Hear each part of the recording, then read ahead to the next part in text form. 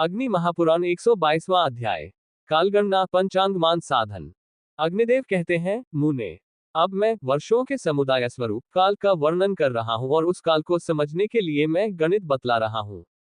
ब्रह्मा दिनादिकाल से अथवा सृष्ट्यारंभ काल से अथवा व्यवस्थित शकारंभ से वर्ष समुदाय संख्या को 12 से गुणा करे। उसमें चैत्रादिगत मास संख्या मिला दे। उसे 2 से गुणा करके 2 स्थानों में रखे। प्रथम स्थान में 4 मिलाए, दूसरे स्थान में 865 मिलाए। इस तरह जो अंक संपन्न हो वह सगुण कहा गया है।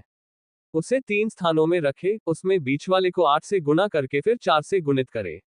इस तरह मध्य का संस्कार करके गोमूत्रिका क्रम से रखे हुए तीनों का यथास्थान संयोजन करे। उसमें प्रथम स्थान का नाम ऊर्ध्व, बीच का नाम मध्य और तृतीय स्थान का नाम अधः ऐसा रखे। अधः अंक में 388 और मध्याह्न में 87 घटाए। तत्पश्चात उसे 60 से विभाजित करके शेष को अलग लिखे।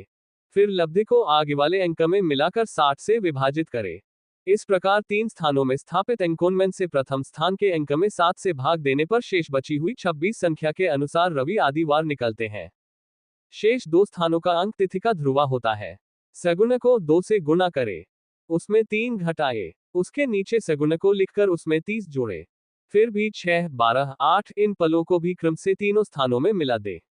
फिर 60 से विभाजित करके प्रथम स्थान में 28 से भाग देकर शेष को लिखे। उसके नीचे पूर्वानी तिथि ध्रुवा को लिखे। सबको मिलाने पर ध्रुवा हो जाएगा।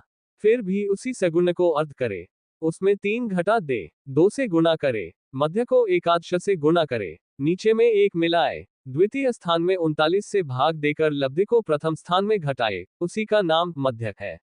मध्य में 22 घटाए, उसमें 60 से भाग देने पर शेष ऋण है। लब्धि को ऊर्ध्व में अर्थात नक्षत्र ध्रुवा में मिलाना चाहिए। 27 से भाग देने पर शेष नक्षत्र तथा योग का ध्रुवा हो जाता है। अब तिथि तथा नक्षत्र का मासिक ध्रुवा कह रहे हैं। 2, 32, 00 ये तिथि ध्रुवा है और 2, 11, 00 ये नक्षत्र ध्रुवा है। इस ध्रुवा को प्रत्येक मास में जोड़कर वार स्थान में 7 से भाग देकर शेष व में तिथि का दंडफल समझना चाहिए। नक्षत्र के लिए 27 से भाग देकर अश्विनी से शेष संख्या वाले नक्षत्र का दंडादि जानना चाहिए। पूर्वोक्त प्रकार से तिथ्यादि का मान मध्यम मान से निश्चित हुआ। उसे स्पष्ट करने के लिए संस्कार कहते हैं। चतुर्दशी आदि तिथियों में कही हुई घटियों को क्रम से ऋण धन तथा धन ऋण करना चाहिए। जैसे चतुर्दशी में 0 घटी तथा त्रयोदशी और प्रतिपदा में 5 घटी क्रम से ऋण तथा धन करना चाहिए। एवं द्वादशी तथा द्वितीया में 10 घटी ऋण धन करना चाहिए। तृतीया तथा एकादशी में 15 घटी, चतुर्थी और दशमी में 19 घटी, पंचमी और नवमी में 22 घटी, षष्ठी तथा अष्टमी में 24 घटी तथा सप्तमी में 25 घटी धन ऋण संस्कार करना चाहिए। यह अंशात्मक फल चतुर्दशी आदि तिथिपिंड में करना होता है। अब कलात्मक फल संस्कार के लिए कहते हैं, कर्कादि 3 राशियों में 6, 4, 3, 6, 4, 3 तथा तुलादि 3 राशियों में विपरीत 3, 4, 6, 3, 4, 6 संस्कार करने के लिए खंडा होता है। खेश्व -50, खयुगा 40, मैत्रम 12 इनको मेषादि 3 राशियों में धन करना चाहिए। कर्कादि 3 राशियों में विपरीत 12, 40, 50 का संस्कार करना चाहिए। तुलादि 6 राशियों में इनका ऋण संस्कार करना चाहिए। चतुर्गुणित तिथि में विकलात्मक फल संस्कार करना चाहिए।